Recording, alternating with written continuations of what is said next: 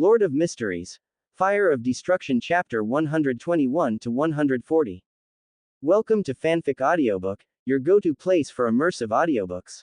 If you enjoy the content, don't forget to like the video and subscribe to our channel for more amazing stories.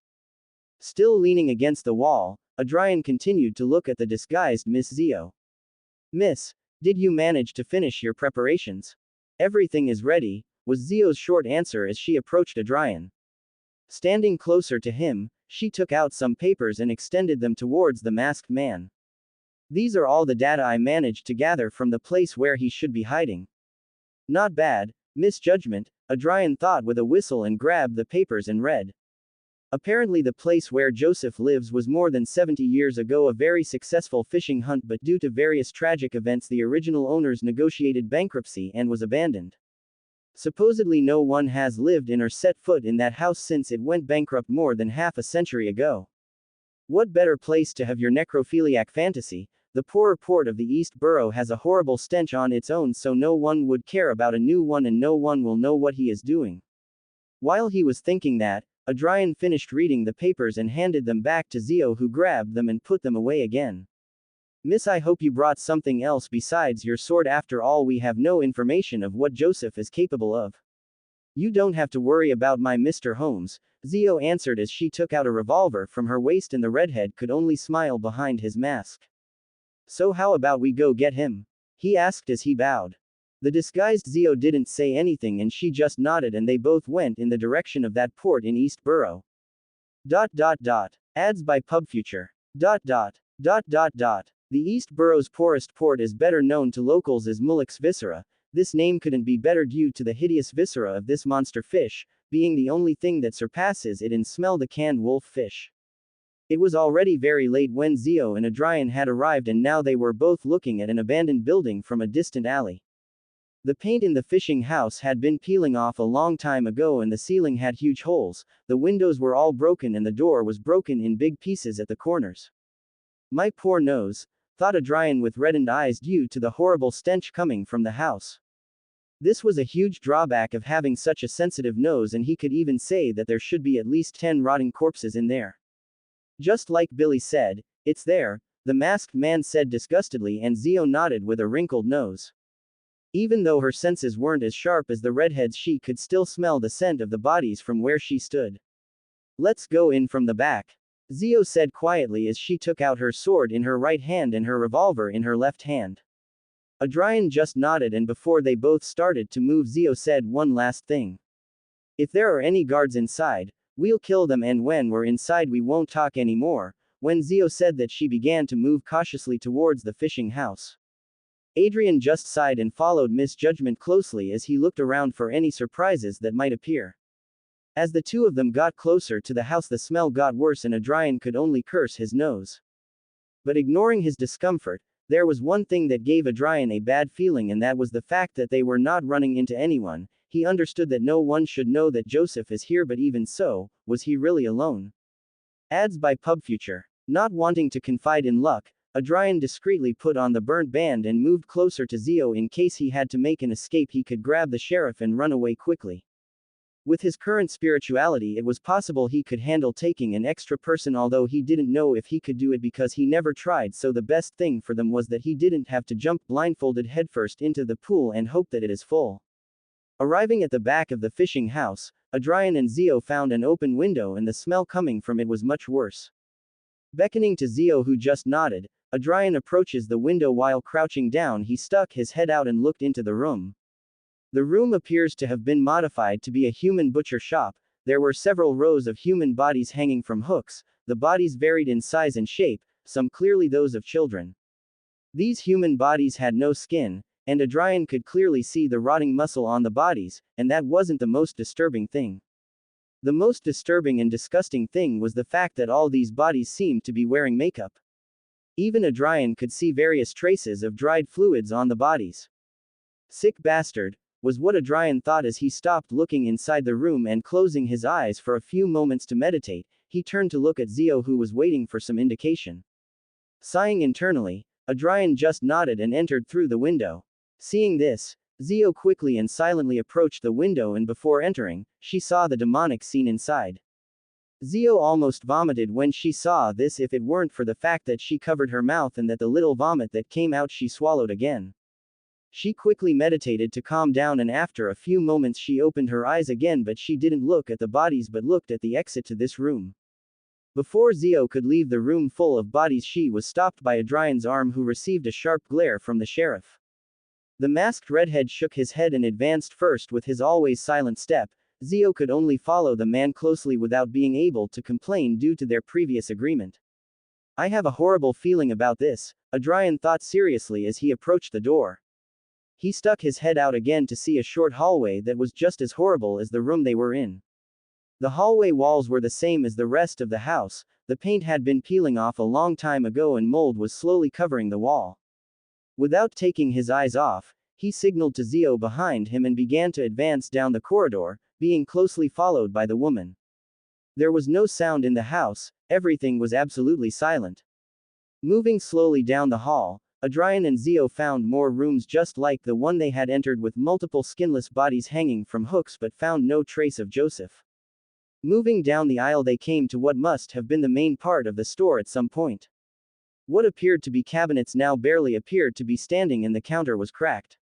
Everything was empty and there was also a horrible smell but it did not come from this part but from some stairs that were in a corner that went down to a basement. Turning to look at Zio, Adrian pointed to the stairs and Zio nodded. They both started heading towards the stairs. The smell had gotten much stronger the closer they got. Looking at the bottom of the stairs they both could see how there was a light coming from deeper in the basement.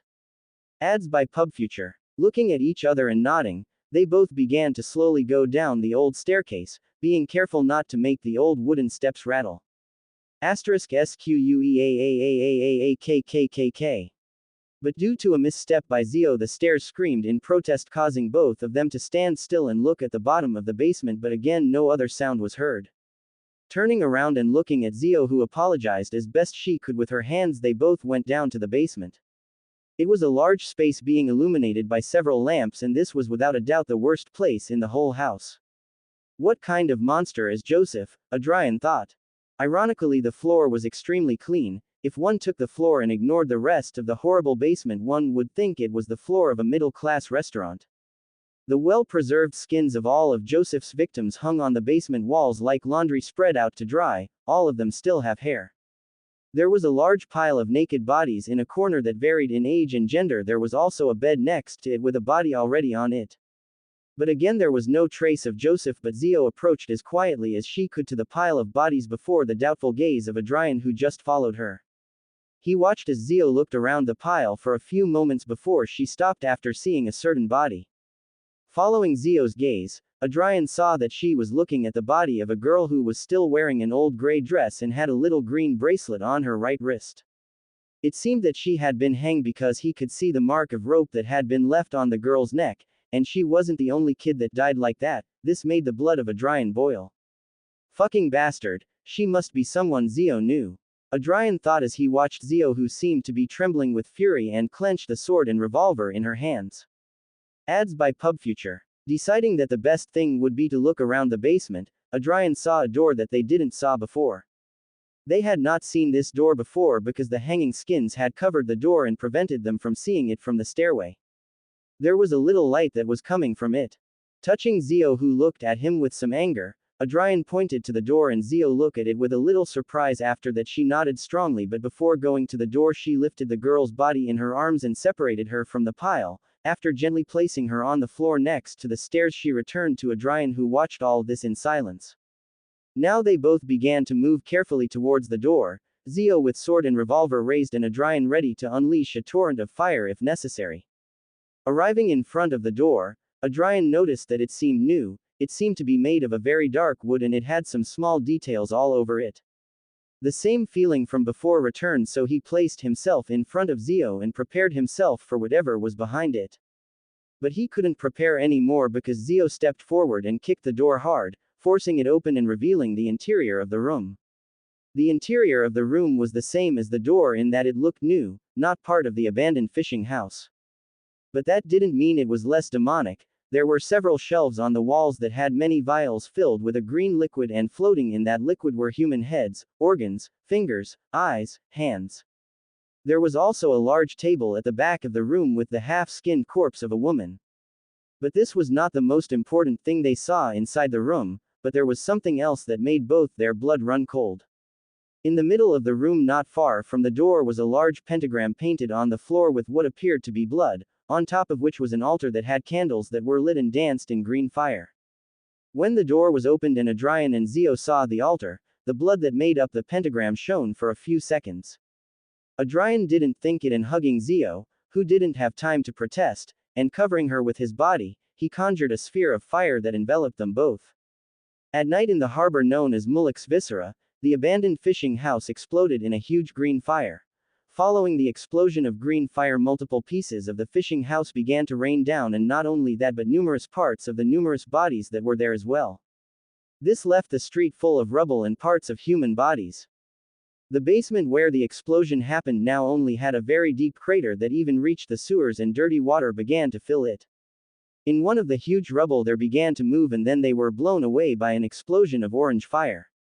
Now in that place there was a kneeling Adrian. His black windbreaker had been destroyed and his back was badly hurt, bleeding from various parts. He was even still hearing a loud ringing in his ear, but the redhead didn't care but looked at what he was protecting with his body. Carefully removing the scarf and hood, he could see Zio's unconscious face. She had some bruises and cuts but was still breathing, which made Adrian breathe a sigh of relief. Thanks gods, Adrian unconsciously thought gratefully. He looked around at how the basement had been left and could only feel very lucky that the sphere he formed was enough to withstand the explosion and save both of their lives. We can't stay here, the machinery hivemind will be here soon, thought Adrian in alarm. Removing the burnt band and what was left of his black windbreaker, he used it to carry Zio on his back and climbed out of the crater. He couldn't risk using a shadow leap with Zio. He didn't know what other kinds of injuries she could have, and he didn't know what the leap itself would do to her, so he could only carry her. Leaving the crater and seeing the state of the street, Adrian could not waste time and began to run away from the place as fast as he could. Zio needs to rest, but where? We can't stay in East Borough. Running while using the alleys to avoid being seen, Adrian still had his mask on but his red hair was exposed. At this rate it will take me 2 hours to leave the East Borough. Even running, he heard how Zio let out a few moans of pain. Ads by PubFuture. Shit. Without much other choice, Adrian just went to the only place that came to mind. Erg my head. Recovering consciousness and opening her eyes, the first thing Zio noticed was the huge headache she had. Are you better, miss? A male voice asked her, which made Zio alarmed, and she turned to see where the voice came from. Next to a campfire was a man with a gloomy mask on his face that seemed very familiar to her. The memories of what happened in the basement came back, making her get up from the makeshift bed made of a vest but that made her leg ache and she could only fall back lying down. Looking at her leg, she saw how it was bandaged and she only raised her hands to her face full of shame. Silence returned and neither of them said anything. Thank you for saving me, Mr. Holmes. The first to say something was Zio, who removed her hands from her face and looked at the masked man, who just nodded. The silence returned and Zio once again felt an enormous guilt growing inside her. She almost kills them both. If it wasn't for Holmes she would be dead and she couldn't keep her promise with. Her eyes widened and after grunting a bit she began to cry helplessly, not caring that there was a stranger there. Holmes did not give importance to this and he continued to look at the fire calmly, letting her vent. After half an hour Zio finally calmed down and still lying down she turned to look at the man. Ads by PubFuture. I'm sorry for almost killing us, Mr. Holmes, Zio said regretfully, and Holmes looked at her. What made you act so impulsively, miss? The man ignored her apology and asked Zio, who stared at the man's mask. After a few moments in silence she spoke. That girl's name was Coin Lauft. She was a girl who lived with her mother on the outskirts of East Borough. I met her during my work as a bounty hunter. I saved her from being kidnapped, but in the process she injured her leg, so I carried her home where I met her mother. After saying that, she let out a dry laugh as she shifted her gaze to the campfire. You have no idea how the mother reacted. She thought I hurt her daughter and the first thing she did was hit me with her broom. Coin had to calm her down and after that she invited me to eat with them, although the best thing would be to say that she threatened me with the broom to accompany them. Holmes was silent as he listened to her tell her story. After that, During my next jobs in that area, I bumped into her a lot and Coin always talked to me, telling me about her day or how her classes were going at church or if I could help her with her homework. Before I knew it, it was normal for me to visit her at her house several days a week to teach her or spend time with her. Her mother always thanked me for that because Coin didn't have many friends, not even a friend as good as me. When Zio said that, she let out another dry laugh. It was like that for 2 years until 2 weeks ago, when I was at my house. Her mother, who was crying hysterically, visited me. I tried to calm her down but nothing worked. After a while she could barely tell me that Coin didn't come home after her classes and she didn't know where she was. It didn't take 5 minutes and I was already out looking for her. That day the only thing I found out was that she had been kidnapped on her way home. Tears began to fall from Zio's green eyes, who kept looking at the campfire. I swore to her mother that I would bring her home, but after a few days I only found out that she was kidnapped by the head of Black Skull. After tracking down some members and attacking them, that's when I met you. The rest you know. We went to the bar, we kidnapped Billy, we interrogated Billy, we killed and buried Billy, we went to the fishing house and then. Zio didn't say anything else but remained silent, and Holmes just bowed his head looking at the ground. After Zio finished telling her story with Coin, she went back to sleep after Adrian told her that he would stand guard. Adrian put a hand to his bandaged chest and couldn't help but be relieved that he always carried several first aid kits with him, which was how he treated Zio's leg. He was now wearing a much shorter windbreaker that barely reached below his shoulder and his hood was covering his hair. He had cut what was no longer useful from his windbreaker with his hunting knife, and the rest of it was now being used as a blanket for Zio. East Borough nights are very cold after all. As he watched the bonfire he had created with his fire burn, Adrian was processing what the sheriff had told him. The relationship between Zio and Coin was certainly deep, if one sees how far she was willing to go to the point of almost dying. Maybe she saw Coin as the little sister she never had, the redhead thought sadly as he stopped looking at the fire and began to look around where they were. He had taken Zio to an old abandoned factory that was far enough from the Mulek Viscera port. This factory at one time specialized in the creation of ceramics, but due to all the toxic materials the workers worked with and the poor sanitation, over 75% of the workers died, including the owner. The son had inherited the factory, but there was no way to save it. The only thing the son had done was make everything worse. Taxes that were never paid, lack of materials and workers led to this place being abandoned. In the port there were too many places like shops, hotels, restaurants, etc. The history of this place was well known in the East Borough because many of the poor families worked here when it was still operating, and people were still talking about this place 30 years after its bankruptcy. When he acted here when he was provoker, he heard a lot of stories from here. Damn, now that he is acting as Mr. Holmes he even keeps hearing new stories about this factory. Ads by PubFuture. That's why he knew this particular factory and knew that it would at least be safe for a few more hours. We'll have to leave the factory before someone comes here. The smoke from the fire isn't going to attract any unwanted attention thanks to the large number of chimneys spewing smoke, though I'm not too worried about that. Not that I'm most concerned about is the Black Skull leader Joseph, if that's even that shit name. I won't be able to know what happened in that house, but I do understand many more. The ritual that had caused the explosion was a ritual of devils. Adrian thought as he looked at the shadows of the factory. Joseph is most likely a Beyonder the path of the abyss and also a member of some devil family. It's very possible that he already knew that we were coming for him and left a trap accordingly, but he couldn't receive information from other members. There's only one thing that warned him. Adrian thought darkly as he clenched his fists. Danger Premonition Sequence 6 Devil. Adrian's red eyes flashed with anger and the fire he had made reacted with his emotions and it grew in heat and size. He heard Zio's moan, so taking deep breaths Adrian calmed down and the bonfire returned to its original size. Watching how the woman stopped making sounds and returned to her dream, Adrian looked back at the shadows of the factory. The basement hadn't been abandoned for long, maybe one day maximum. We were planning to kill him and we weren't too far from the East Borough. Sighing heavily, Adrian brought a hand to his mask and rested it against it. These are more than enough requirements for the devil's premonition to go off with alarm. He's impossible to catch, we can only depend on luck if we want to run into him, but that won't be enough. The masked man thought heavily as he formed a ball of fire in his free hand and looked at her. Ads by PubFuture. If I use all the artifacts I have, I certainly have a high chance of defeating him, but I have no idea what artifacts he has.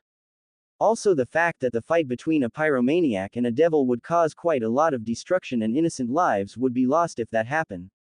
While he was thinking about what to do, an idea came to his head and a big smile formed on Adrian's face. Maybe there is something he can do, and that would be the star move of the glorious and wise Mr. Fool. ...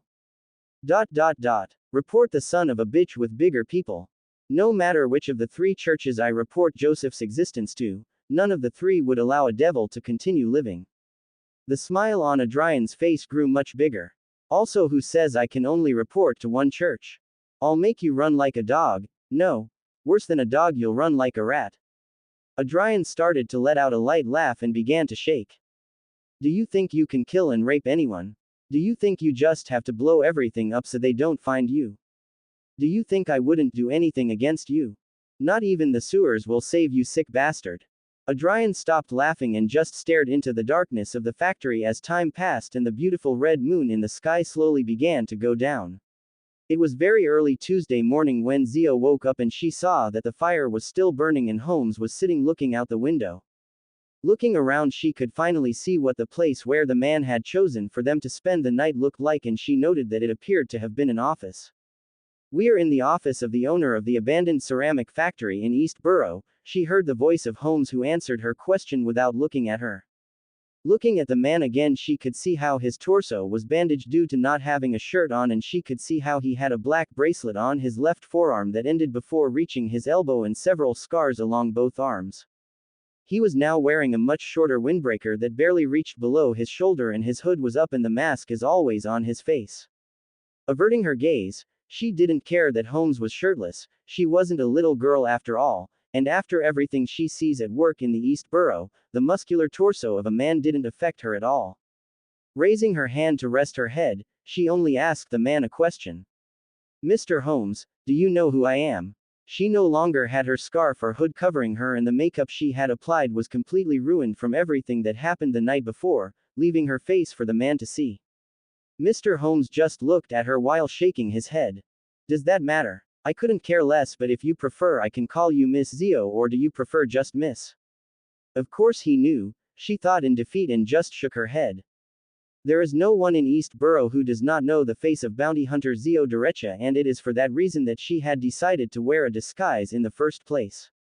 She didn't care that the others knew who she was. What she worried about was putting Furs in danger for having provoked that thing. Keep it Miss, Mr. Holmes. Understood, Miss, the man answered calmly, and silence returned. It may not be my place to say it, Miss, but what do you plan to do with Joseph now? Ads by PubFuture. The question made her freeze for a moment, but without looking at the man she answered. I don't know, Mr. Holmes. I want to kill him, torture him for what he did, her voice dripped with pure hate, but I know that after what happened I don't have a chance against him. Her voice dropped until it was little more than a whisper. That monster in human skin would have killed her with the explosion, and she wouldn't even have been able to see its shadow. How is she supposed to kill something like that? No matter how much she wanted to avenge Coin, she still had many other things to take care of. Her younger brother, her mother, save Furs, clear her father's name and avenge him. Before more such thoughts filled her head, she heard Holmes speak. It is impossible for you to face Yoshep. It is very likely that he is a Sequence 6 Beyander. This information surprised her and caused her to clench her fists tightly. A monster without a doubt, was what she thought in defeat, the information crushing her desire to avenge her little sister, but Holmes kept talking. My recommendation is to report this to the forces of the three churches to deal with it, the man said with obvious amusement, and Zio could swear that the man was smiling behind that mask. But that plan isn't that bad. The church forces are strong enough to get rid of a monster like Joseph. The more she thought about the masked man's idea, the better it sounded to her. After all, she had an idea of what officers did to wild beyonders. If there was anyone who deserved that, it was that thing. But there was a problem. Turning to look at the man, she asked her biggest question. While that's a good idea, Mr. Holmes, the officers will be able to use the report to track us down. She had various ideas of the office's capabilities, and she also knew that tracking someone using something of theirs was the norm, so she was very troubled on whether reporting would be a good idea. Ads by PubFuture. At her words, Holmes only let out a short laugh while shaking his head. This made her quickly annoyed, but before she could say anything, the man spoke. You don't have to worry about that, miss. The officers will never be able to track us using them. I have my methods to ensure that. In fact, I was planning to do it tonight, but it's better to ask your permission, miss. After all, what you have with Joseph is more personal. Don't say it like that, she replied darkly, and the masked man just shrugged. It's the truth, was the only thing he answered. Ignoring the man, she thought back to the idea he proposed, and despite how much she wanted to be the one to kill that thing, she knew better that she didn't stand a chance, so gritting her teeth she nodded. You can do it, Mr. Holmes. At your service. The man only made a slight bow as he answered. Miss, how does your leg feel? Finishing the bow, Holmes asked her, making her try to move her leg, and it felt better. I feel like my leg is better and I can walk, she replied to Holmes, who just nodded. We have to leave East Borough. Do you think you can bear the journey? Zio nodded. What she had had was a sprain, and this was not the worst she had had. After all, when she trained as a knight, she always suffered them because she did not stand correctly. Walking the distance from the East Borough to her house was no problem. Perfect, then we will move through the alleys. With the exit plan ready, she watched as Holmes just waved his hand slightly and the fire went out. Already having an idea of the man's strength, she just ignored this, and they both left the factory in the morning when the red moon had not yet set on the horizon. As they both moved through the alleys and darker parts of the East Borough, her conscience and heart were very heavy. How am I supposed to tell Tree about Coin? This will destroy her. The beautiful red moon hung in the sky, night had fallen in Backland, and a strong wind was blowing through the streets. The church of the Evernight Goddess was empty, only some caretakers who were in charge of taking care of the church. While one of those caretakers, who was an older man, was cleaning the last row of benches, he heard a loud knock on the church door. Who can it be at this hour? The man thought, somewhat annoyed, as he went to the door and opened it. The lamp that should have to be on to illuminate the entrance was off, which did not allow him to see the appearance of the man in front of him. The only thing he could see was that the man was quite tall and was wearing a somewhat short windbreaker that only reached below his shoulder. He had the hood up, and due to the contrast with the red light of the moon, he could not see his face well. Sir, the church is closed, so please come back tomorrow, was the only thing he said, and he was going to close the door, but the man's foot stopped him. Looking at the stranger in front of him with surprise due to this rude movement, he was going to yell at him, but before that happened, the stranger handed him a letter and then spoke. Sorry for the inconvenience, I would have preferred to nail it to the door, but I was afraid the wind would blow it away. You know how strong the Backland wind is at night. The man's voice was somewhat dark and provocative, but this had scared the caretaker. Again, sir, the church is closed. If you want to donate, you will have to do it tomorrow, the caretaker replied with some force. He was using all his strength to even tremble from the effort to try to close the door, but the man's foot wouldn't budge, and he didn't seem to care about his efforts. Well, you could say that it is a special donation for the Nighthawks, although I would prefer that this goes to the Red Gloves, the stranger answered with a light laugh, but what he had said had frozen the caretaker. Ads by PubFuture. The stranger only peeked into the church for a moment. He grabbed his hand and placed the letter in it. Thanks to the light of the lamp inside the church, he was finally able to see the inside of the man's hood. He had a mask on his face whose eyes and mouth seemed to be in an eternal scream. Have a good night, sir, said the stranger with a bow, and he left the entrance of the church, and when he stepped onto the street, the shadows enveloped him and disappeared, all this in front of the terrified caretaker's sight. Help, help, who the only thing he could do was scream, trying to call the rest of the caretakers. Ekinzer was currently in his office reading various documents related to an explosion at a port in the East Borough. Why does it always have to be East Borough? He thought, tired, as he raised his hand to his forehead. According to the document where the explosion happened was in the basement of an abandoned fishing house in the area. The explosion was not the worst of what had been found. A huge amount of body parts. They couldn't recover all the bodies because they were destroyed by the explosion, but according to the meat puzzle and some calculations, there should be at least 50. The icing on the cake was that traces of an evil ritual were found, but that was it. Just like the bodies, any trace of the ritual was destroyed by the explosion. Before he could continue thinking about how to continue, a loud bang was heard from the lower floor that made Ekinzer get up from his chair. What the fuck? Quickly leaving his office, he was in a room that had equally surprised members, some even drawing their weapons. Captain Ekinzer. Skipper stormed into the room and Ekinzer looked at the alarmed man. Ads by PubFuture. What was that, Skipper? Are we being attacked? Ekinzer asked quickly as he approached the man, who shook his head. We're not sure, but you have to come see this, Captain. Ekinzer just nodded, and turning to the other members he spoke. Corporal, Eco, Barra, go and bring 2 to 78 and 2 to 50. If Bretagne asks, tell her that these are my orders, the rest with me. With the orders given, everyone moved and went down to the ground floor. The ground floor seemed to be a bar, although due to the hour it should be quite full, but it seemed that many customers had run out of the place after what happened. He saw how the main door had a big hole in the middle, and there was also a container with some traces of fire in the middle of the floor. Skipper, no one saw what happened? Ekinzer asked as he slowly approached the door. No, sir, replied the man. Reaching the hole in the door and slightly poking his head, Ekinzer immediately saw something on the ceiling in front of the bar.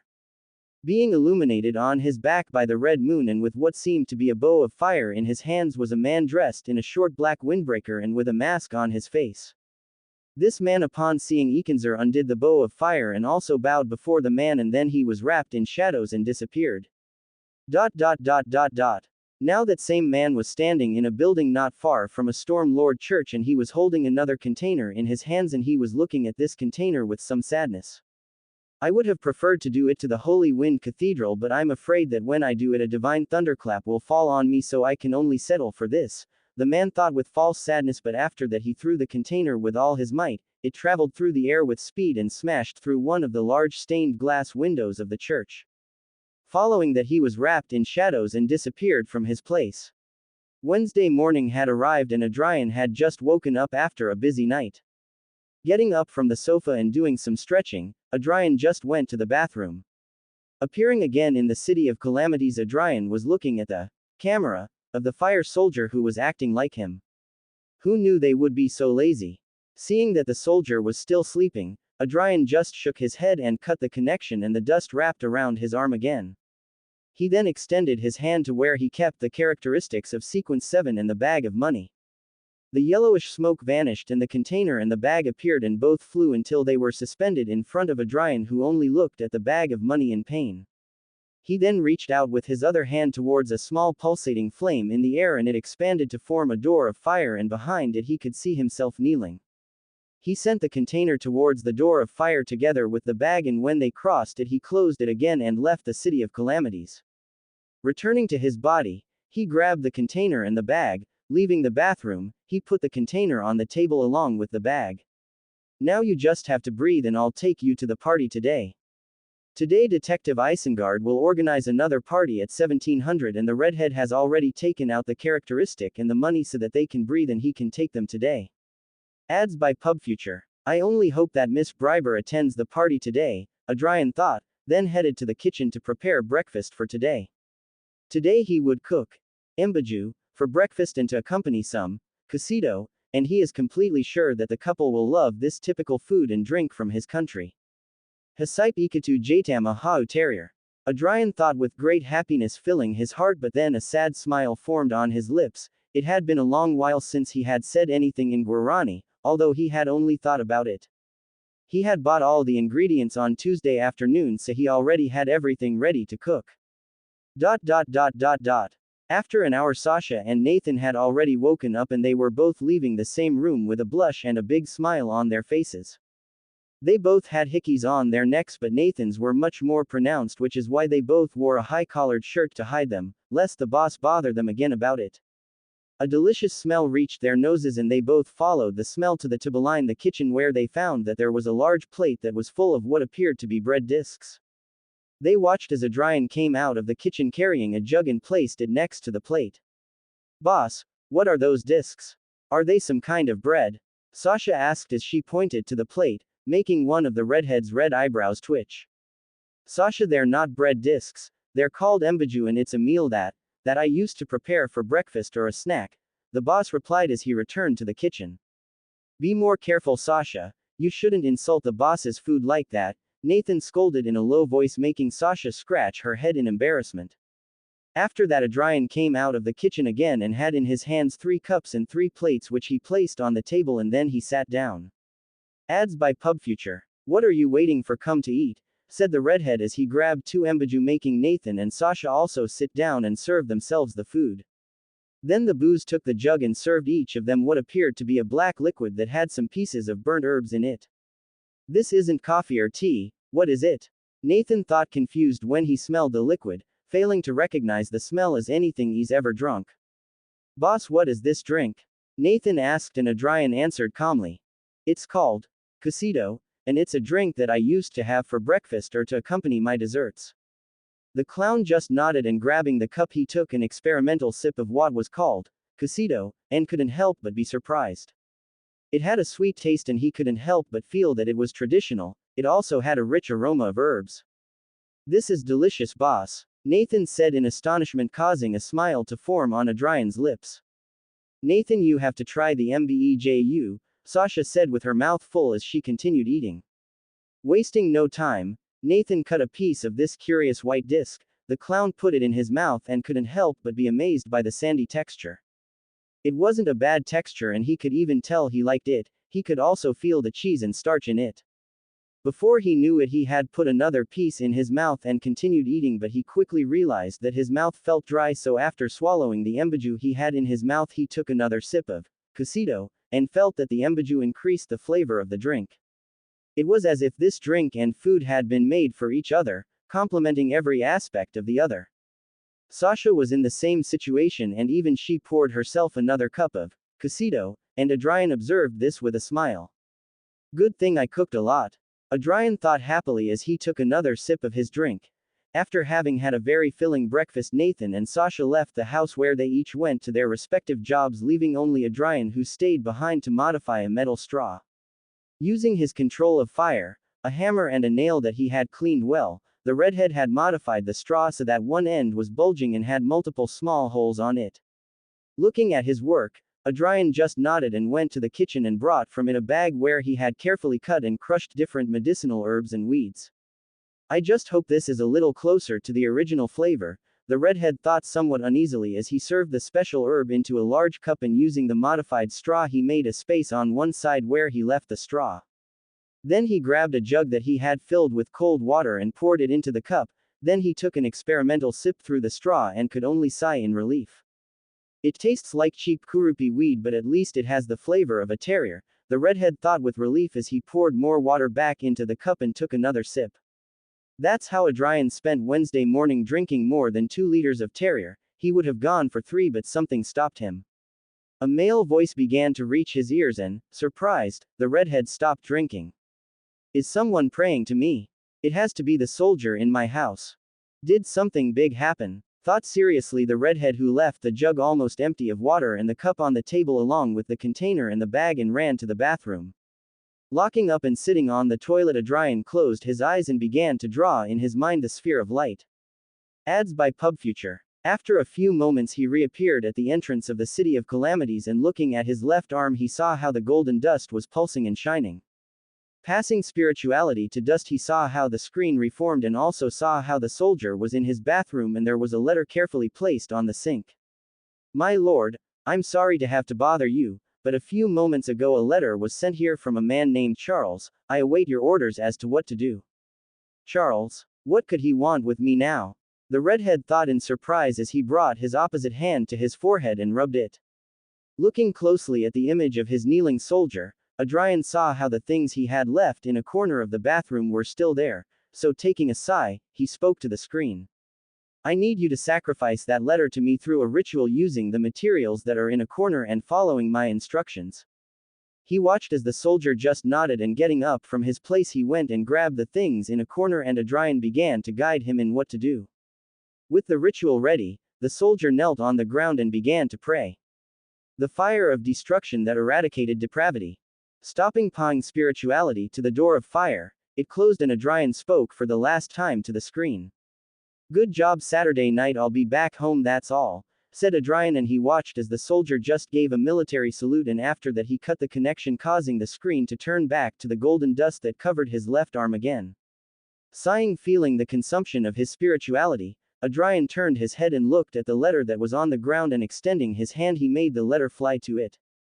Ads by PubFuture. Looking that it was sealed with a simple blue seal on the front and turning it around he saw how Charles's name was written on it. Sighing again, Adrian opened the letter and began to read its contents. To my good friend Adrian Kenway.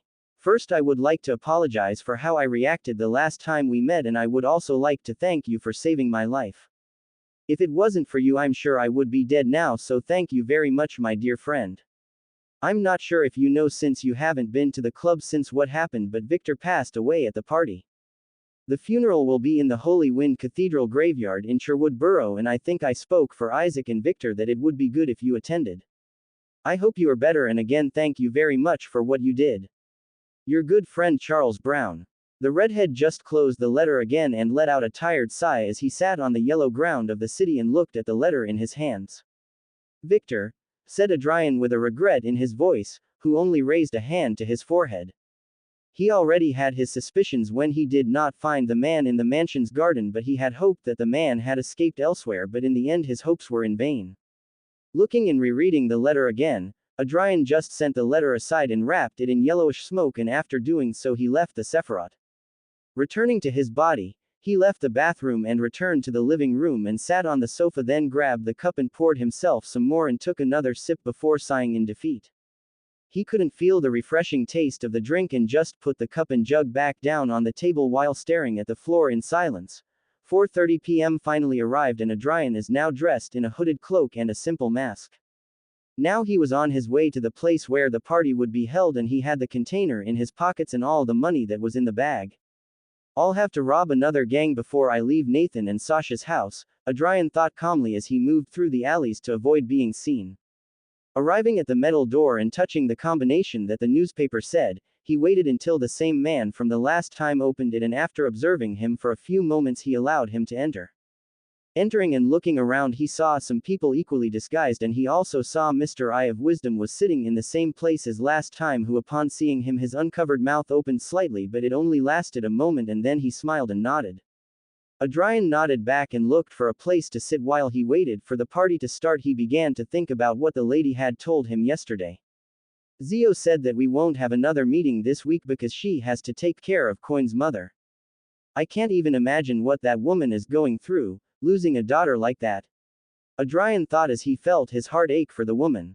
Deciding that the best thing would be to meditate to pass the time, the redhead closed his eyes and emptied his mind and let it wander. At 10 minutes after 5 p.m. and seeing that no one else arrived, Mr. Eye of Wisdom got up from his seat and spoke aloud. Seeing that our friends couldn't make it, we can't wait any longer so the party can start. When he finished saying that, Mr. Eye of Wisdom sat down again and another man on one side got up. I'm looking for purifying bullets, does anyone have them? Here 15 bullets, 5 pounds. Listening to the procedures and not being interested in any of them, time passed for Adrian until he saw how a person who was dressed in the same way as the woman to whom he sold the briber formula stood up.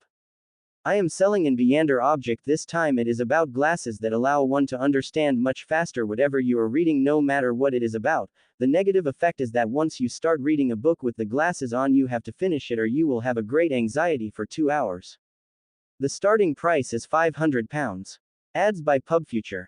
You are here, beautiful lady, Adrian thought with a smile beneath his mask.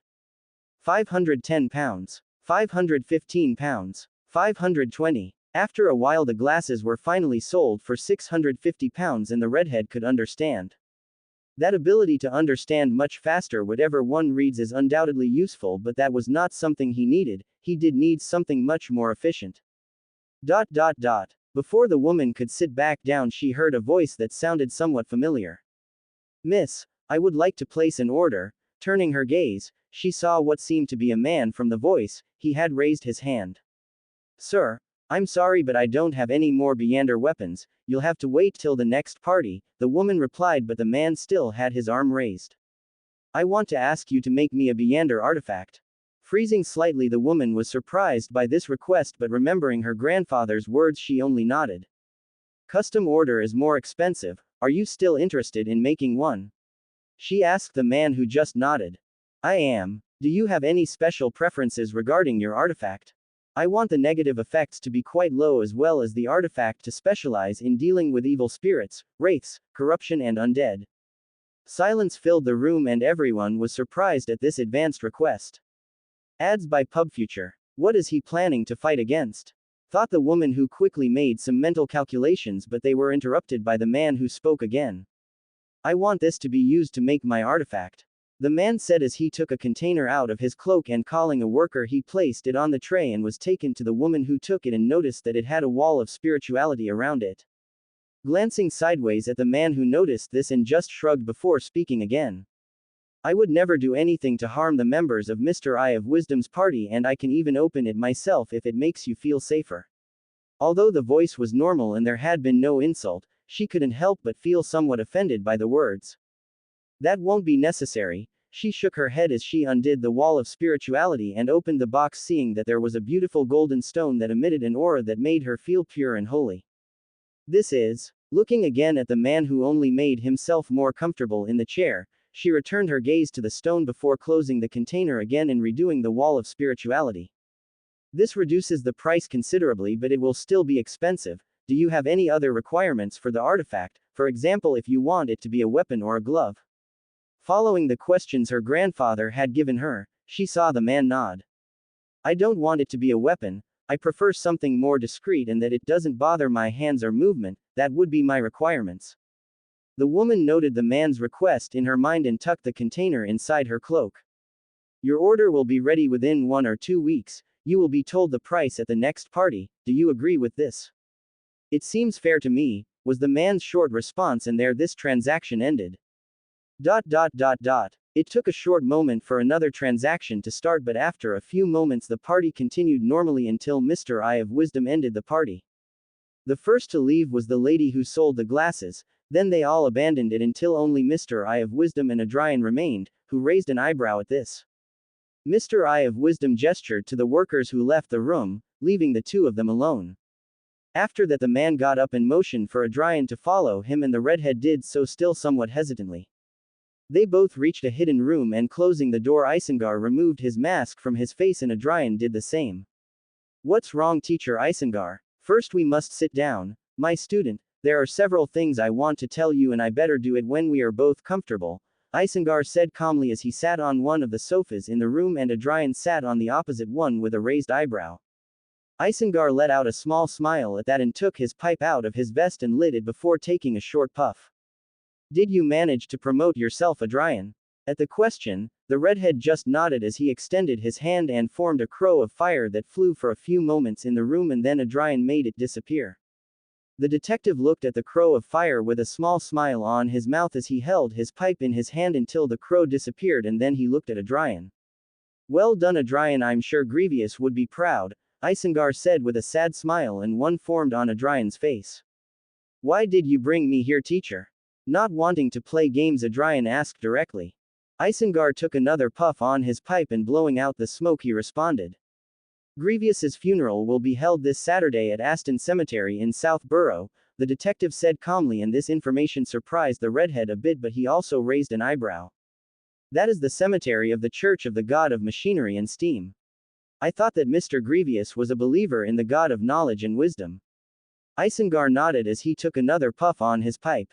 He is, but during the 17 years he was in Backland he always claimed to be a believer in the God of Machinery and Steam, so he will be buried in that cemetery. This is the fate of all the hidden members of the Church of the God of Knowledge and Wisdom who die in Backland. Adrian could only nod gently, but also a doubt that he had in his mind for a long time reappeared, and he decided that now would be a good time to solve it. Teacher, there is something I never understood. Why did Mr. Grievous recruit me to be a member of the church? Isengard only sighed as he placed his pipe on a table and answered. Members of the Church of the God of Knowledge and Wisdom who are hidden in Backland or elsewhere have the habit of recruiting locals to help with various jobs. Ads by PubFuture. This custom has helped us a lot over a long time because the locals have an easier time doing more things than we foreigners can't. We also do not reveal that we are from the church, but Grievous was always different. He had an eye to determine who he could tell this secret to and who he could not. I never understood how he did it, but that was his talent. That's why you were recruited, and you should never have known you were from the church, but as I said, Grievous was different. Normally the process to recruit members in our church is longer and takes a lot more time, but Grievous said he saw potential in you, that's also why you were recruited so quickly. Saying that, Isengard gave Adrian an up and down look, then smiled. I must say that I had my reservations about his decision, but it's good that I was wrong. In the short time you were with us, you achieved much more than some achieve in years. You are the member who discovered the acting method the fastest. You are also the member to reach sequence 7 the fastest in the entire history of the church. The previous one had achieved it in 4 years and you completely destroyed that record. Not to mention that you stopped Backlund's killer and brought me his characteristics, and what you did at the party was also amazing. Isengard let out a small laugh while Adrian scratched his hair in embarrassment. The church is extremely satisfied with your achievements, and if you continue like this, it is very likely that you will have a good position in the future. Does the church know what I've been doing? Adrian asked tensely, and Isengard nodded. Grievous and I have been sending several reports about you, and the church is very satisfied with everything you have done. Isengard had a proud smile as he said something that made Adrian tense. It's not too crazy to think that you will be invited to Lindbergh to be part of a more professional team in the future. Shit, Adrian thought as he raised a hand to his face, and Isengard just let out another laugh. Ads by PubFuture. Don't worry about that, Adrian, it's still a long time before they invite you. You need to make a lot more contributions before that. Right now you're a member with huge potential, but that's about it. Adrian just let out another sigh before looking back at Isengard. What time on Saturday is the funeral and what do I have to wear? 11 o'clock in the morning and a formal black suit will suffice, Isengard answered calmly, now without his smile. Thank you for inviting me, teacher, I'll see you on Saturday, Adrian said as he got up from the sofa. But before I go, teacher, could you do something for me? As long as it's within my capabilities. Please send a funeral invitation to my house and also act like you don't know me once we're at the funeral. At the request, Isengard only raised an eyebrow as he nodded. That won't be a problem, my student, but may I ask why? I am being watched by the Nighthawks and it would be very suspicious to attend a funeral that I was never invited to, and also that I already know you since we were never seen together. Looking into Isengard's eyes, Adrian added. I would prefer to avoid problems, teacher.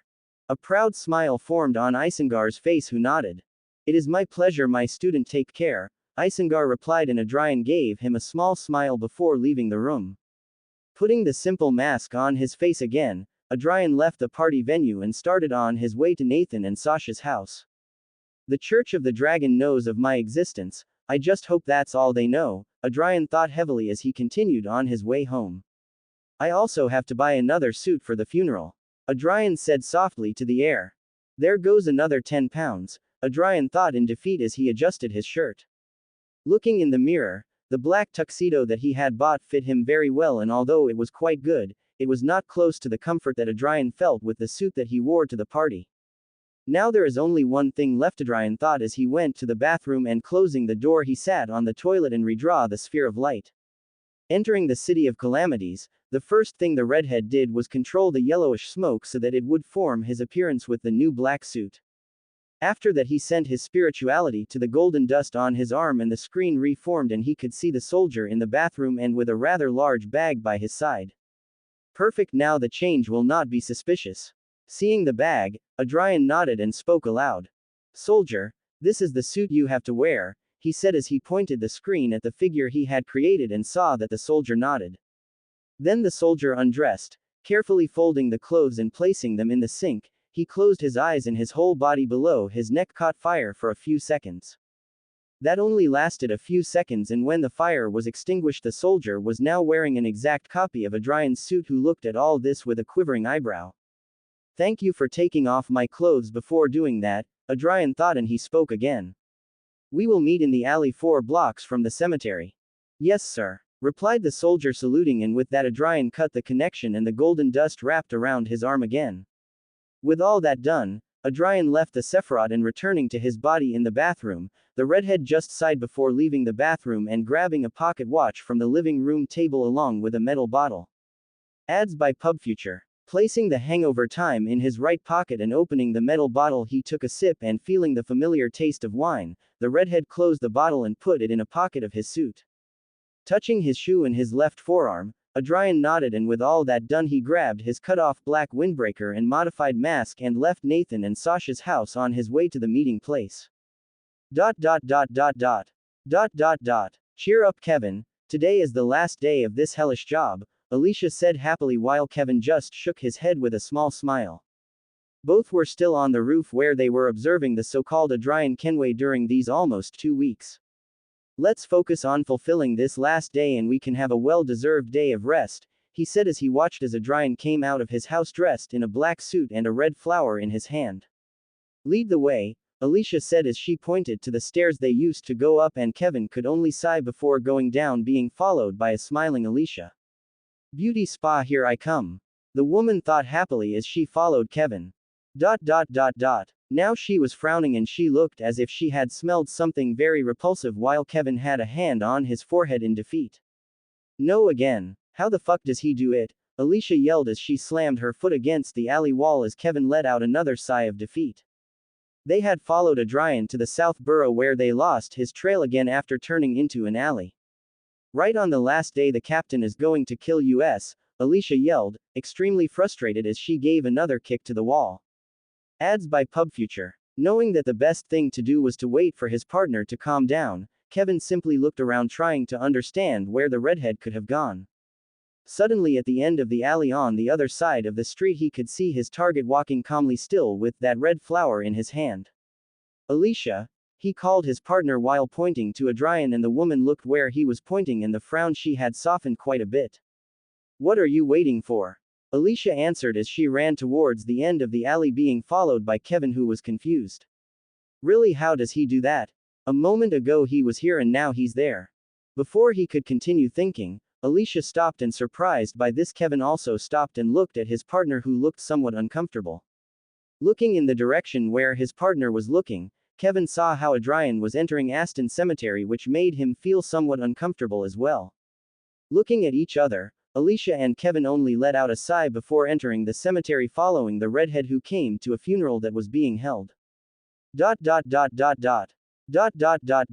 Arriving at the funeral site, Adrian just took a quick look around and saw how Isengard was sitting in a chair not far from the coffin with a blue flower in his hand.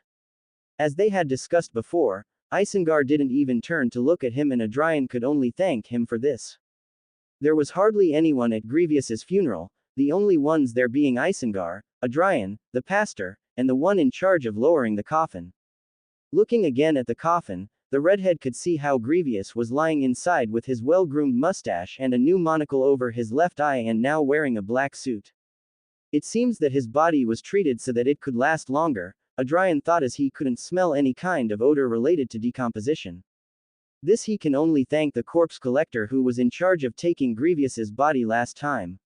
Closing his eyes and taking a breath, Adrian took a seat not far from Isengard, Grievous Lophud.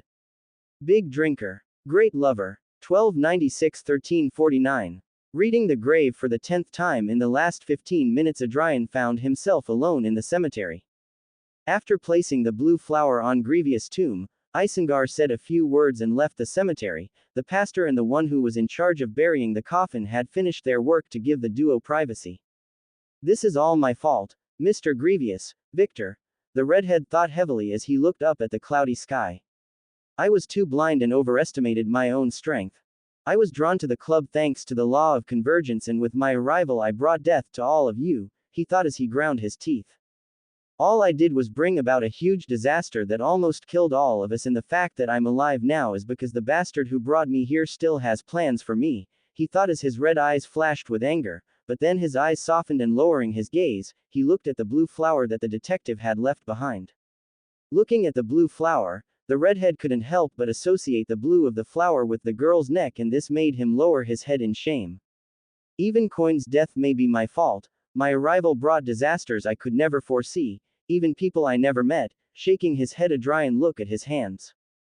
Why did I even choose the hunter in the first place? Was it really because it had the necessary power to protect me, or did the City of Calamities influence me so much that I didn't consider other pathways? Remembering how he hadn't even taken a moment to think about which pathway to take, the redhead sighed in defeat, knowing that the second option had a better chance of being the correct one. I didn't even realize it and I was used like a puppet, he thought as he felt a feeling of enormous helplessness. Ads by PubFuture. Even when Klein chose Seer, his decision was not as influenced by the Saphira Castle as mine was by the City of Calamities. Raising his gaze and seeing Grievous's grave again, the redhead just lowered his knee to the ground and placed the red flower next to the blue one, but he didn't get up when he did so but just stared at the flowers. Now all I can do is get stronger so my actions will never again be controlled by others.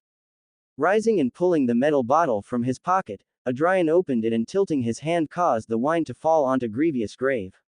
After that he took a big sip from the bottle and then raised it to the sky. For you bitter old man, Victor and little Cohen. Wiping his hand over his mouth and closing the bottle again, Adrian left the cemetery without looking back. Opening the door of his house and entering, he couldn't help but take a sigh as he felt at home again. I'm tired, but one thing first. Adrian thought as he went to the kitchen, and seeing that the origami was still where it was since he last saw it, he just grabbed it and headed to his room. All the redhead did was place the hangover time on the table next to him like the origami. With all that done, he closed his eyes to meditate so he could sleep. He needed to know more about his destiny, so the talk with Will Ossepton couldn't wait any longer. Before he knew it, he had fallen asleep and the world of dreams embraced him again. Ads by PubFuture. In another part of Backland, a boy no older than 14 years old was playing with some cubes, but before he could place the triangle on top of the square, he stopped short and turned to look in one direction and smiled. Fate catches up with all of us, sooner or later.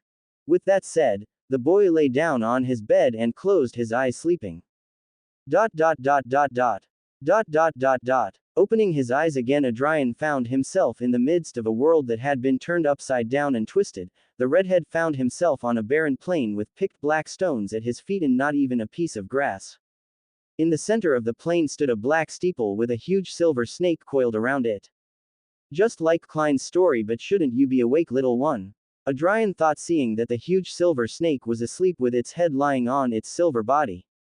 It doesn't matter now, I have to talk to Will. Shaking his head, the redhead began his way towards the black steeple, and although before it seemed to be more than 500 meters away and he had only taken 7 steps, but he was already in front of the black steeple and the huge silver serpent that was unaware of his presence.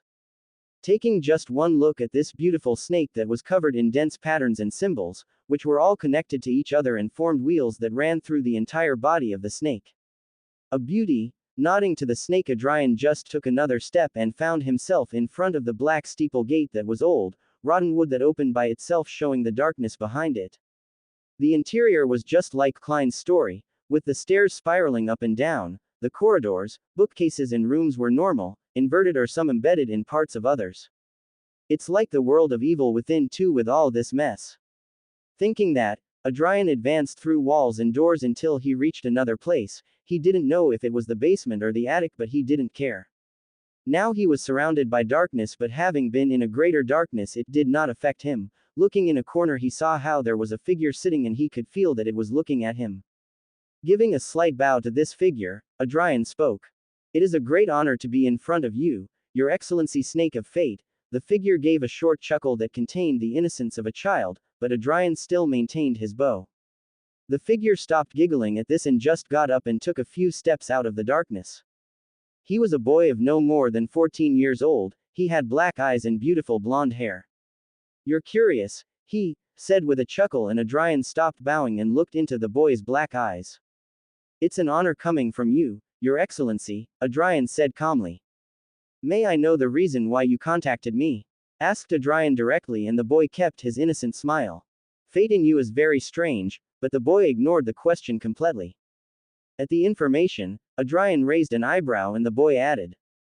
Even though I'm standing in front of you, I can't detect your destiny. It's as if it doesn't exist. This revelation left Adrian somewhat uncomfortable, who waited for the boy to speak again. You already know who I am, so you know what my words mean, the boy said seriously, and Adrian sighed lightly to calm down. Your Excellency, the boy raised his hand and shook his finger, meaning no. Now I'm just a kid and I have to be treated like a kid. Call me Will, he said with a small smile as he lowered his finger, and the redhead just nodded. Will, why are you telling me this? What is the price of this information? Adrian knew very well how this world worked. Everything that fate delivered already had a price that would be paid. Will Ossepton, being sequence 1 of the Wheel of Fortune pathway, knew this better than almost anyone, and he wouldn't tell him anything without a good and solid reason. And Will just gave another innocent giggle as he placed his hands behind his back. I could say it's my early investment in you. Raising a suspicious eyebrow, Adrian spoke. Ads by PubFuture. What could IA Little Sequence 7 have that the president of the Life School of Thought wants to invest in me? Will only responded with another innocent smile, refusing to say anything, and Adrian could only bite his tongue in frustration. Russell, again I agree with you, I want to hit a snake. Will's innocent smile disappeared and he looked at Adrian with a cold stare. Why do I feel like you want to hit me? The voice was cold, sending a chill up Adrian's spine, who responded with a smirk. You can see destiny, so you tell me. Quote. Will's cold expression had been replaced by one of disbelief, making Adrian's smirk grow even more. Ha ha ha, ha ha ha ha ha. Will recovered quickly and let out another innocent laugh, only this time it was stronger and, according to Adrian, more natural. I won't regret my decision to invest in you, Will said, amused, and Adrian just nodded. Will, is that all you see in me? Will shook his head as he looked into Adrian's red eyes. You are surrounded by an aura of disasters. Now it may not be very strong, but over time you will leave catastrophes where you pass. Adrian nodded at this revelation. He already had an idea that this was the case if he took Klein, who was surrounded by the gray mist, as an example. I should be able to control that when I become a demigod, Adrian answered confidently, but Will just shook his head again, greatly surprising the redhead. That aura of disasters is not something that should be contained or controlled. If you were to do that, the only thing you would do would be to become a time bomb and cause a much greater calamity, Will answered calmly. The aura of the City of Calamities must not be contained. The redhead thought as he raised his hand to his head. So what am I supposed to do? Will held up a finger and spoke seriously. Ads by PubFuture. Your only option is to advance to Sequence 2. Only by being an angel will you be able to deal with that aura, but you will not be able to contain it. The only thing you can do is decrease the damage you can do. Shit, so I'll have a huge target on my back.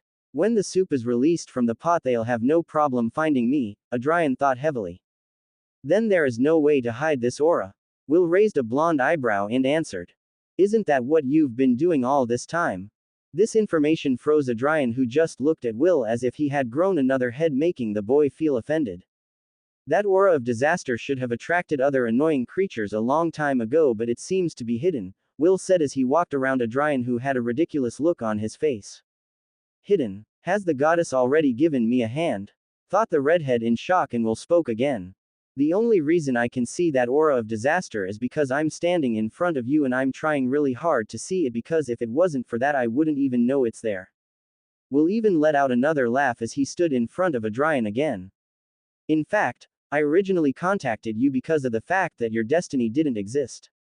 I hadn't even noticed that aura of disasters until you were in front of me and I could detect it. Suddenly Will's smile disappeared and he just stared into the dark void before sighing heavily. It seems that our meeting has to end. There is someone annoying nearby. Wait, Will, Adrian said, trying to touch the boy, but the space around him broke like glass and the redhead began to fall. I still have questions, you snake, Adrian yelled as he fell, but Will's voice rang in his ears for one last time. If you ever want to talk, just write something on the origami. I'll also be sending you works from dreams, so make sure you nap. Hearing Will's amused voice, Adrian just yelled one last thing to the space that was breaking up. Fuck you, dwarf. Just as he finished saying that, Adrian jerked awake in his bed. He just now felt like the extra provoker potion he had taken was completely digested. Finding himself back in his room, Adrian only put a hand to his face and scratched his eyes. The talk with Will was completely worth it, thought the redhead, satisfied, who began to count the benefits of having talked to the snake. The most important one is undoubtedly the fact that the aura of disasters I'm expelling is hidden by something. Is this the hand of the goddess? But I never had any kind of contact with any sacred artifact related to her. Trying to think of how it was possible, a possibility arose in Adrian's mind, who could only grunt. Or is this done by the bastard who brought me here? So that the gods do not find me and I can grow strong for their resurrection. But that doesn't explain how I haven't died or been corrupted by all the knowledge I have. Sensing his spirituality that was warning him, Adrian stopped thinking about that topic and switched to another. The aura of the City of Calamities, unlike the aura of the Saphira Castle, must not be contained or controlled. Now that I think about it, It makes a lot of sense. The City of Calamities has the authority of disasters and destruction. If I tried to contain that aura, the only thing I would do would be to cause a major disaster when I am no longer capable of doing so, just like Will said. While thinking that, Adrian got up from his bed and leaving his room he went to the kitchen. Opening a cabinet he took out a pot which was filled with milk and placed it on the grill and lit the fire with a match. He still feel watched, so he didn't plan to use his ability with fire yet. Ads by PubFuture. While doing so he opened another cabinet and took out a cup of powdered coffee and an empty cup. Will said that only by becoming an angel would I be able to lessen the damage I caused. It should be because my connection to the city would be much deeper. The redhead felt a sensation of deja vu, and the image of the Colosseum covered in fire came to his mind so vividly that he thought he was standing in front of it again, and the ravings he heard that almost killed him would appear again. Crash. The empty cup he was holding slipped from his hand and fell to the floor, breaking into pieces, but thanks to this the image that Adrian saw of the Colosseum disappeared. Out of habit he knelt down and started picking up the pieces of the broken cup while his face was pale, his hands trembled slightly and his breathing had become rapid and his pupils had shrunk. What the fuck was that? Why the fuck did I think of that damn Colosseum now of all times? Just before he reached for another piece of the cup, Adrian's hand froze and his eyes widened. Angel, angel, I said that I would only go near that Colosseum again when I turned into an angel. A feeling of emptiness covered Adrian. I will only be able to minimize the damage caused by the aura of the City of Calamities when I become an angel. The tremor in his hands intensified and Adrian just lowered his hands to the ground as well as he lowered his head. Becoming an angel is directly connected to that Colosseum. What the fuck is inside?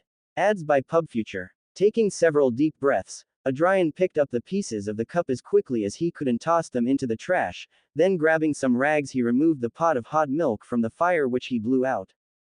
Placing the pot on one side, the redhead took out another cup, his hands were still shaking. Pouring the hot milk into the cup he grabbed the coffee powder and with a spoon he put 2 tablespoons into the cup and began to mix. The two things are certainly connected, but isn't this a huge coincidence? This is already ridiculous. The paranoid would never write a script as exaggerated as this. Is not like he can influence the City of Calamities. Is my luck that bad?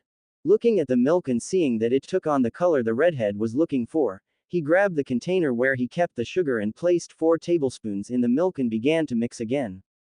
He had always been someone of sweet things, coffee would not be the exception.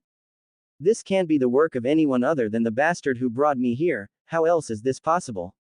The redhead stopped mixing and grabbing the cup he picked it up, but his hands were still shaking, so he could just put the cup back on the table if he didn't want to make a mess. Leaning against the table, Adrian could only take several breaths, then close his eyes and meditate to try to calm down. He had managed to calm down a bit, enough for him to at least grab the cup and drink some of the coffee, which calmed him down a bit more. Giving a weak sigh, Adrian sat down at the table and placed both arms on the table and held his forehead with his hands. Will I have no choice but to explore that place as soon as I become an angel? At least that's still a long way off and I can prepare myself for whatever's inside. Taking a big sip of the coffee, Adrian looked down at the half-filled cup. I just hope I'm ready when the time comes. With that thought, the redhead drank the last of his coffee. Provoker has been completely digested, now only Hunter and Pyromaniac remain. Placing everything he used to wash later, Adrian first went to the bathroom. Entering and closing the door, the redhead took off the suit he was wearing and put it in the big bag that the fire soldier had left. Then he grabbed the clothes that were neatly folded on top of the sink and put them on. Now Adrian was wearing a white shirt and black pants along with his boots. The metal bottle with the wine was now in his back pocket. Before leaving he grabbed his left shoe and moving the sole revealed a hidden compartment he had created, and inside was the burnt band. Putting the burnt band in his pocket, he placed the shoe in the bag along with the suit. Grabbing the bag, the redhead left the bathroom and went to his room, keeping the bag inside his closet. Adrian sat on his bed and looked at the floor. This week was chaotic, the redhead thought tiredly as he rubbed his eyes. I wonder what kind of jobs Will has lined up for me. I just hope it's not something ridiculous. Remembering the snake, Adrian couldn't help but growl as he plopped down on his bed and stared up at the ceiling. I couldn't even ask him why he personally handed me the origami. Sighing again, Adrian just lay back down and covered himself with the sheet. After that vision of the Colosseum, the last thing he wanted to do was to go out or enter the Sephiroth, so he decided to sleep more. This reminds me of when I finally got to sleep after preparing for 23 hours for my Construction 3 exhibition. Ads by PubFuture. Remembering that time that his blood was more black than red, because of all the coffee he drank, he couldn't help but let out a weak laugh.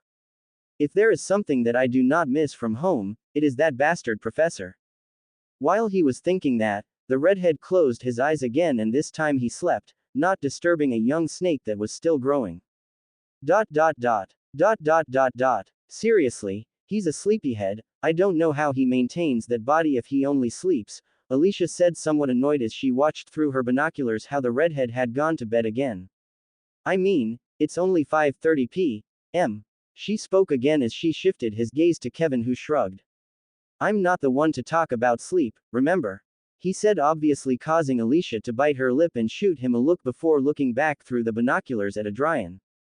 How long do we have to go on with this? Alicia said tiredly while touching her disheveled hair, she needed a hairdresser and soon. Actually it's over, said a familiar voice behind them surprising them and turning around they saw their Captain Watson always with his mid-height hat.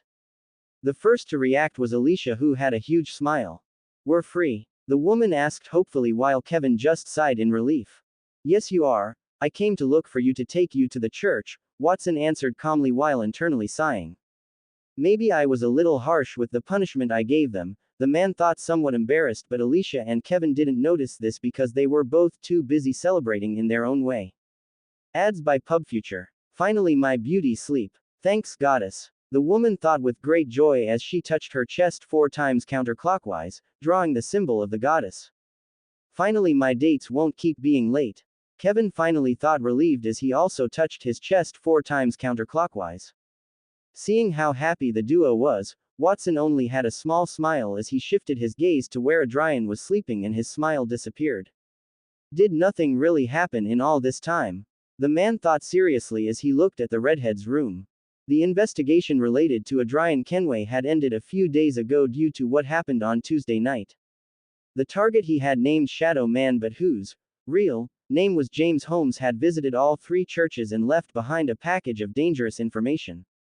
The Black Skull was a gang that believed in the dark side of the universe and performed devil rituals and that their leader Joseph was a Sequence 6 devil. At first the information had been taken as a provocation due to how it had been delivered. With personally visiting a church of the Evernight goddess and scaring the hell out of a caretaker, attacking a bar that was a cover for the machinery hivemind, and finally breaking a stained glass window of a church of the Lord of Storms.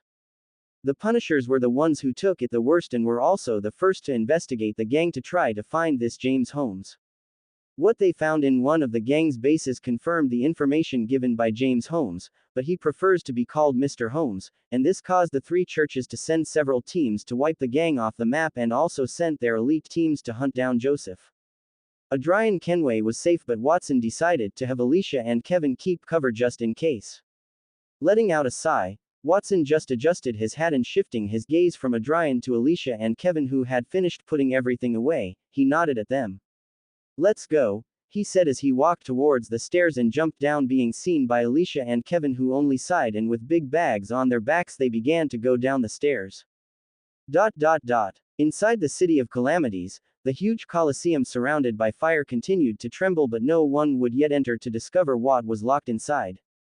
And Adrian just continued to sleep peacefully. Opening his eyes, Adrian found that his room was already quite dark and was being illuminated by the red moon that hung high in the sky. How long did I sleep? Scratching his eyes, he reached over to his nightstand and grabbed Hangover Time. Opening his pocket watch, the redhead saw the time. 2:20 a.m. I haven't slept so much in a while, thought the redhead as he closed the watch and placed it in his pocket. Getting up from his bed, Adrian put on his boots and headed for the kitchen. Grabbing some eggs, meat, onion, carrot and tomato, the redhead also grabbed a medium pot. Washing the vegetables and meat, Adrian began to cut the meat into medium pieces, then he filled the pot with water and placed the pieces of meat inside. Opening the gas and forming a flame of fire on his finger, he lit the grill and began to cook the meat at a medium temperature. Done that, he covered the pot. Meanwhile he poured salt and pepper into the pot, After 20 minutes he cut the onion, carrot and tomato into strips and threw them into the pot and covered it again. After another 10 minutes he reopened the pot and smelling the food he nodded. Grabbing 3 eggs he broke them with the edge of the pot and let the yellow and white fall in, and done that he covered the pot again and sat down to wait while he took a sip from his metal bottle. It should be ready by now, Adrian said softly, and taking hangover time out of his pocket he opened the watch and seeing that another 20 minutes had already passed he flicked his wrist closing the watch and turning off the fire on the grill. Ads by PubFuture. Placing the hangover time in his pocket again, this time the redhead didn't need to pretend anymore and simply grabbed the pot that was very hot and brought it to the table and placed it on a tablecloth.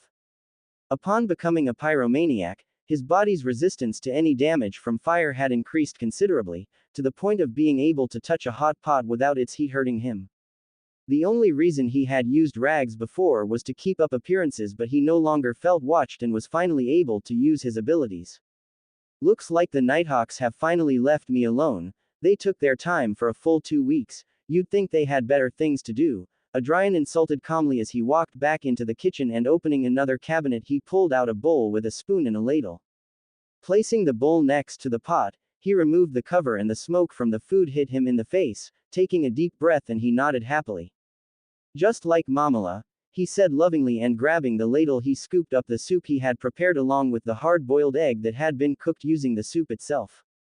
Sitting down and using the spoon, Adrian began to eat calmly while feeling the softness of the meat and couldn't help but nod.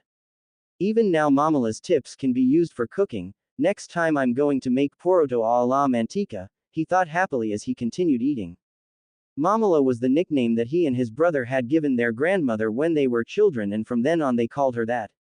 His parents when they were babies were in great debt and they had to spend all day working to pay it off. That did not leave them with time to take care of him and Cruyff, so Mamala was the one who raised them for a large part of their childhood.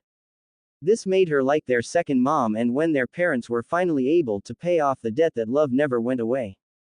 Ads by PubFuture. She had taught them both many things. Thanks to her, Adrian knew how to cook so well. Unfortunately, she had passed away in October 2018 at the age of 63, but the redhead still remembered her with love. And right now he had prepared one of her star dishes, called caldo de bifa.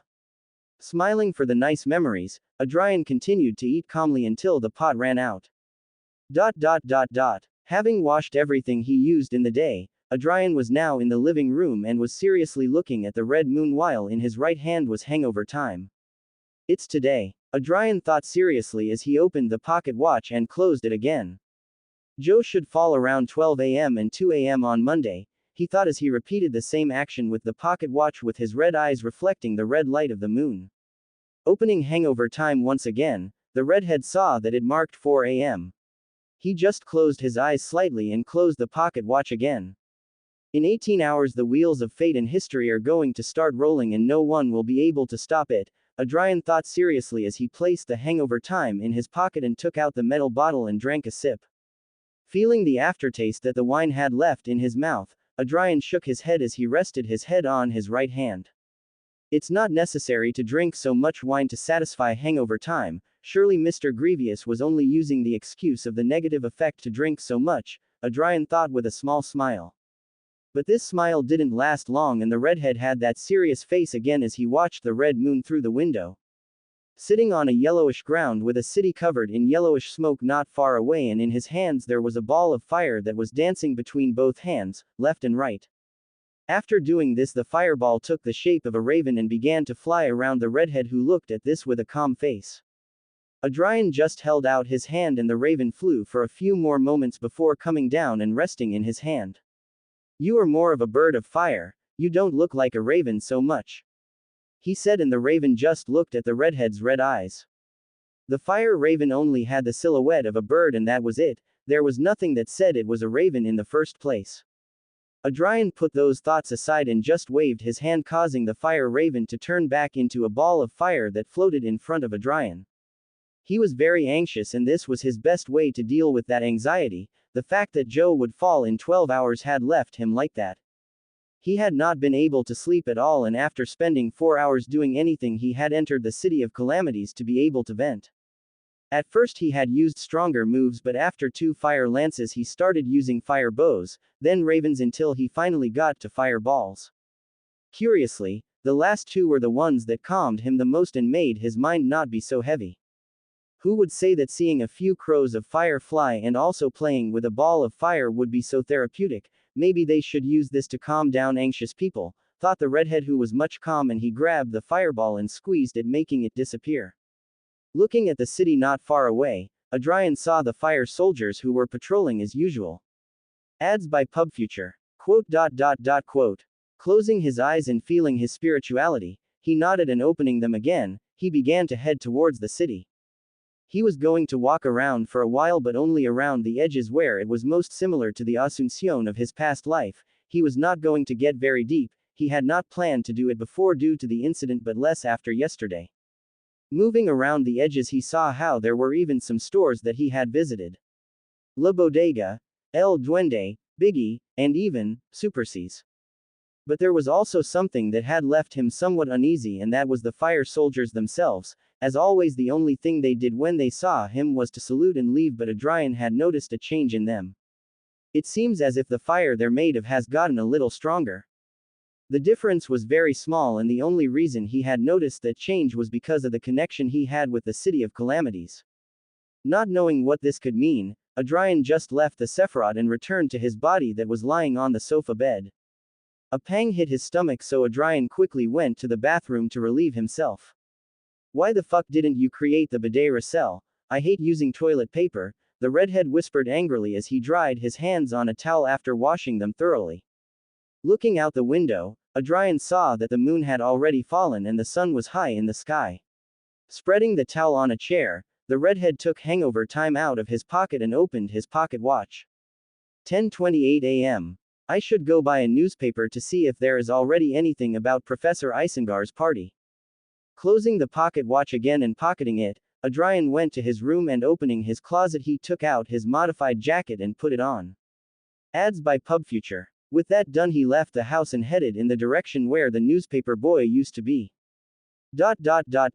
Extra. There you are, thought the redhead, seeing how the boy was still where he always was. Approaching the newspaper boy, Adrian took 1 penny out of his pocket and handed it to the boy. A newspaper, please. Here you have, sir. Have a good day. The boy said happily as he handed him the newspaper and yelled again with another one in hand. Extra. Holding the newspaper, Adrian just took a public carriage back home and began to read it. When he got to the middle, he found something that made him laugh. Wanted any information on James Holmes? Any information related to the man will be rewarded with a minimum of £90. If it is more detailed, it will increase even more. He is a tall man that wears a black windbreaker that barely exceeds his shoulders and is always wearing a mask whose eyes and mouth seem to be in an eternal scream. It must be delivered to the Lucky Bar. Looks like I traumatized the machinery hivemind after I visited their house, Adrian thought, amused as he continued reading and finally came to the announcements part. Quickly reading through the ads, the redhead found what he was looking for in the lower right corner. So the next party will be on Friday at 7 p.m. and the code is 2 long hits with an interval of 3 seconds, and 5 short hits with an interval of 4 seconds. Satisfied with the information, Adrian closed the newspaper and folded it, placed it on his lap and waited for the carriage to come to his house, 11 p.m. It should be soon, whispered Adrian, who was in his room and he was looking at the time from the hangover time. Right now the red moon was not yet at its highest point, and if the redhead remembered right now, Welch, Naya and the original Klein should be studying Antigone's family notes. Sighing again, Adrian closed the clock and looked at his ceiling. In an hour the original story would start and all the horrible events would begin. The moment he had been waiting for so long is just around the corner. This is what he had been preparing for all this time. Klein will come to Backland in October, so when that happens I'll only have a few more weeks and I'll have to leave this place, thought the redhead heavily. He only sighed again. Backland even now was too dangerous for him, and he had to get out of here before Klein released the soup from the pot, or else he could become the new pot. Closing his eyes, Adrian began to meditate to pass the time. Opening his eyes again and opening hangover time, he saw the time again. 11:20 p.m. It should be starting now, the redhead thought seriously as he watched the hands of the clock turn slowly. Dot dot dot. Dot dot dot dot. In a house that seemed expensive and inside a room on a table there was a black hardcover book. This book was open in half and seemed to have writings in the ancient Fasak language. The door of the room was open and in the corridor there was a man with a chubby body and pale skin. This man was hitting his head hard against the wall leaving a bloody mark, but the man was not stopping, he was not even letting out any moans of pain. His expression was flat, like he doesn't even know what he's doing. In the bathroom of the room there was a woman with a simple appearance and good skin. Her expression was also flat and she just covered the sink and turned on the faucet and waited that it was filled to the brim with water. Ads by PubFuture. Once the water was overflowing she put her head in it and didn't get it out. No matter how much time passed she never put her head out. Standing in front of the book was a man who has black hair, brown eyes, an average-looking face, a deep outline, and is thinly built. This man seemed to be reading the book and his lips were moving but he wasn't saying anything. Just like the two previous people he also had a flat expression and didn't seem to notice what was going on around him. Dot dot dot dot. Dot dot dot. 23:30 p.m. Adrian whispered as he watched time go by thanks to hangover time. Dot dot dot dot. Dot dot. The same man from before was leaving the house and he had in his left a black hardcover book. It was the same book he was reading. And in his right hand was an exquisite revolver. Dot dot dot dot dot. 11:50 p.m. Dot dot dot dot. Dot dot dot. The same man as before, but now he did not have that book in his hands and now all he had was the exquisite revolver. He was moving through the empty streets of the city of Tingen being only accompanied by the beautiful red moon in the sky that seemed to illuminate his path. The man finally reached his destination, which was Daffodil Street. He advanced a little further until he reached Unit 2. Ads by PubFuture. He looked at the building for a few moments with his expression still flat and calmly entered. Arriving at his apartment he simply took his key out of his pocket with his left hand and used it to calmly open the door. He moved through the small apartment passing two rooms that held a man and a woman, both fast asleep not knowing what was about to happen. The man didn't even look at the doors of the rooms but he reached his own and calmly opened the door. He then entered the small room and closed the door behind him. With that done, he moved to the desk in front of him and pulled out a plain notebook from the top drawer and opened it halfway. Sitting on the wooden chair and grabbing a pen, he wrote on the yellowed sheet of the notebook a sentence in the Hermes language. "Everyone will die including me." With that written, the man raised the revolver to his temple and only accompanied by the red light of the moon he pulled the trigger. Dot dot dot dot dot. 12 a.m. Seeing that both hands of the pocket watch pointed to 12, Adrian closed hangover time and lowering his hand he shifted his gaze to the red moon. With a small smile he just nodded and spoke respectfully. "Welcome, Mr. Fool. The wheels of history have begun to turn now, no one can stop them, we just have to move forward or we will be crushed by its passing." Dot dot dot. In the room of the man who had committed suicide, the body that was lying on his desk suddenly gave some signs of life. After trembling for a few moments, the man straightened his back with difficulty and his gaze was cloudy. In his temple was a grotesque wound that had burns on the circumference, blood stained around the wound, and grayish-white brain matter slowly writhing within. This man who should be dead looked confusedly at the desk in front of him, then slowly looked up at the scarlet moon that hung high in the black sky. Adrian was still sitting on the sofa in his dark living room being illuminated by the beautiful scarlet light of the moon, and in his left hand he had the beautiful hangover time pocket watch. Click clack click, which he was continuously opening and closing as he rested his head on his right hand, and his red eyes reflect the moonlight looking as if they were shining like two rubies against the sun. Clack click clack. The tarot club will be formed in a few hours and I have to find a way to join. I've already formed a working relationship with Glaint, so it shouldn't be too difficult to meet Miss Justice. I also have a strange relationship with Zio being Mr. Holmes. If I play my cards right I could join before Joe dies for the first time in September, but it has to be during this time since after that he will have PTSD and it will be very difficult for him to accept me afterwards. Click. Closing the pocket watch for the last time, the redhead only gave a soft sigh as he looked at the darkness of his room. After all I've done in the East Borough, things should be calmer around here, so it should be safe to contact Glaint in Dutch. To contact Glaint, write your request in an envelope sealed with a blue seal, go to the moon reflection and hand the envelope to a guard with short gray hair saying it is for Mr. Versus. Letting out a light laugh, Adrian couldn't help but sneer at this curious method. Well, I think it makes sense that Glaint doesn't want anyone to know that he's doing business with an illegal, said the redhead as he shook his head. It's not like Dutch's method is any less annoying, he said, remembering how he should contact the collector. Write what you need on a note and put it inside a newspaper that is wrapped with a red thread, give the newspaper to the guard of your house and that's it. Well, at least it's faster, Adrian whispered as he went to his kitchen to make himself more coffee. Ads by PubFuture. In the afternoon I'll go check out Braveheart's bar in case Glaint or Dutch wrote me anything in these weeks. Also the weeks off that teacher Isengar gave me are over, so it's time to go back to his classes. Warming up the milk, Adrian just sighed as the night passed. The red moon slowly fell on the horizon and the sun came out welcoming Monday morning. Adrian was just now going into his kitchen to prepare his breakfast before heading out to visit Braveheart's bar. This time it will be some eggs and white bread accompanied by coffee, he thought as he grabbed 3 eggs and some slices of bread, and this time he started to heat water for his coffee. Placing a little butter in the pan, the redhead broke the shell of the egg with the edge of the pan and dropped the egg and tossed the shell in the trash. So he repeated with the other 2, and to finish he toasted the white bread in the same pan.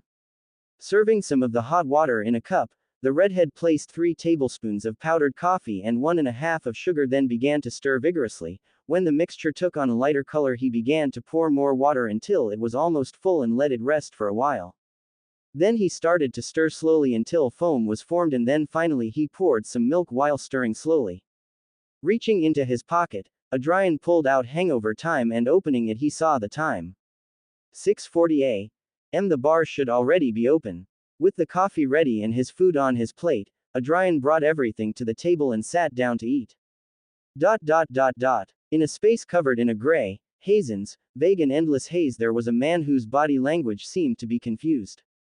The man was looking how in the gray mist that flowed like water it was covered with a lot of crimson stars. Some of them enormous and others tiny.